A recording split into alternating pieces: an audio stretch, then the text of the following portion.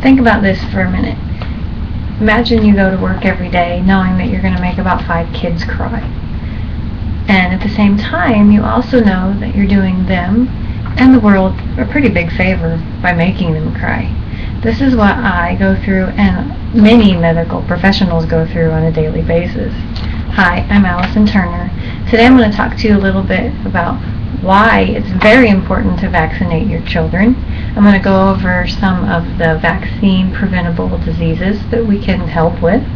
Also, I'm going to talk to you about some statistical information that shows that vaccines actually do work. And I'm also going to talk about some misconceptions of vaccines. So let's get started and talk to you a little bit about some of those vaccine preventable diseases. The whooping cough is actually a widespread illness that can cause a lot of damage to many parts of the small body, actually. According to the Centers for Disease Control, it's characterized by a very loud, progressively worsening cough. It actually has that unique whoop sound at the end of the coughing fit when someone, after they have the fit, is trying to gasp for air. It actually can cause a lot of problems. It's extremely painful. It can cause pneumonia, especially in little ones, and as you probably heard, some kids have actually died from things related to the whooping cough. And over half the infants that are hospitalized for the whooping cough end up staying for longer than a week or so. So with this vaccine, it's very, very easy to give. It's given at 2, 4, 6, and 15 months of age. It's just a shot. It's basic. It's usually in a combination vaccine, so you get 3 in 1 basically, and it's definitely worth doing.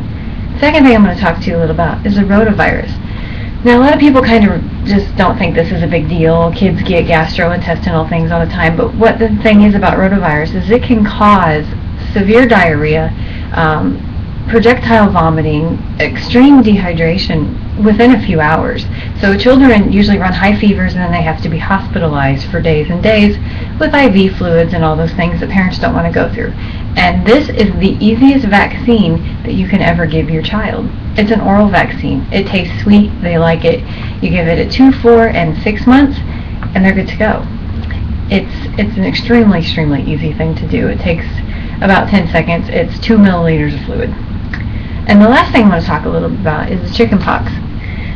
Most adults, we all had the chickenpox and we live to tell the tale. However, some people don't know that chickenpox can cause bone and joint infections. It can cause blood infections, which is called sepsis, if you've ever heard of that, which can actually kill you. And also, there have been some deaths related to chickenpox. And the chickenpox vaccine is a shot given at 12 months and at 4 years. So with all of these proven things, and chickenpox is available, and it showed that there's evidence that vaccines work.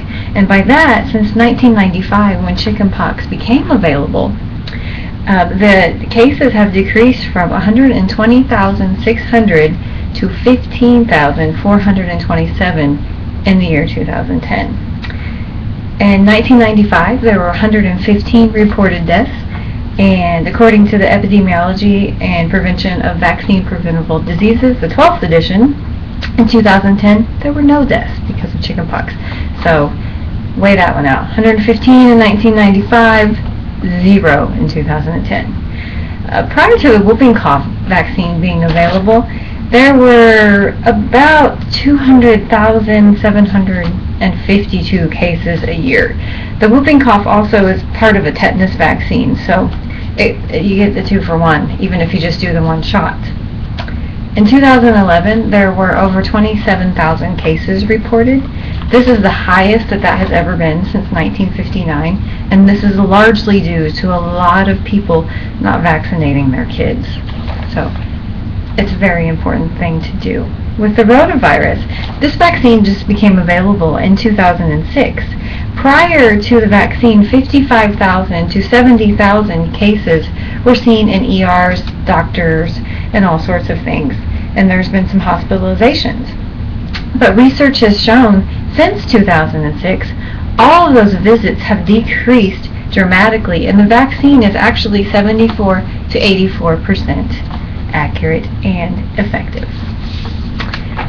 So with all of these amazing facts and proof that vaccines work, you're going to have some skeptics. One of the biggest things I always hear parents say is that they're afraid that it's going to cause their children unneeded pain. Well, it could be true. However, kids will hurt no matter what. But like you, I don't remember my shots probably until I was about 4, maybe. I don't even know if I really remember those. If you think about this, there are risks with everything. You take Motrin, there's risk. You actually have a better chance of being struck by lightning than you do of having a severe allergic reaction to a vaccine. And this is according to the essential truths about immunizations. So the second thing I want to hit on really quickly is the great autism debate, and that's what I like to call it, because you have celebrities like Jenny McCarthy who are out there saying, oh, autism is caused from shots, blah, blah, blah, all these things, but some of her facts might be a little bit misconstrued, I guess, and she blames shots on her son's autism, but apparently her son really doesn't have autism. However, that is not important. But the thing is that happens with these autism cases is the apparent signs of autism show up at 18 to 24 months in kids. This is right after they're finishing up all of their infant shots. So a lot of the bad reputation for vaccines is due to just timing. And if any medical professional knows, autism can actually show up much earlier, and it does. There are signs starting really early, like 6 months old. So a lot of kids will have signs of it, but parents don't really know what to look for or if it's really a sign or not. So vaccines really have gotten a bad reputation because of the timing. That is all. So hopefully you've learned a little bit about vaccines, a little bit about some of the things we vaccinate against to prevent, some of the things that statistical evidence that is out there, and also some misconceptions that are about shots. There's many, many misconceptions, but it's the only thing I'm going to go into are those two. So I'm going to leave you with a little thought. So if you're really worried about all the chemicals and vaccines going into your child, just think about all of the chemicals that will have to go into your child if they're actually hospitalized for one of these things that could have been prevented.